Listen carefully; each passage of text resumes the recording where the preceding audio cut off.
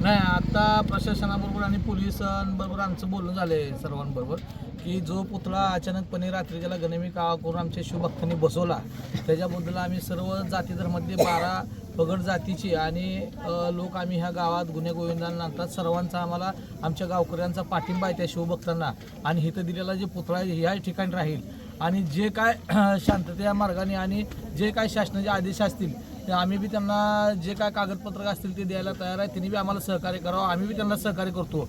पण हा पुतळा या ठिकाणीच राहील, या ठिकाणी दुसऱ्या ठिकाणी आम्ही पुतळा हलवणार नाही. पोलीस प्रशासनानं आम्हाला एक विनंती केली आहे की आज संध्याकाळी 6 वाजेपर्यंत तुम्ही जरा कुठं साईडला वगैरे पुतळा घ्या, पण तो पुतळा साईडला ते कुठला घेता येणार नाही. आमचा बलिदान माच चालू आहे, छत्रपतींच्या संभाजीराजांचा बलिदान माच चालू आहे. आम्हाला इतके दिवस छत्रपतींच्या वेदना माहीत होत्या, पण आता आम्हाला ह्या नेटवर्कमुळं आणि ह्या सर्व मीडियामुळं आम्हाला राजांचं किती हाल झालेत. आमच्या डोळ्यामध्ये पाणी येतंय आता सध्या मला बोलताना.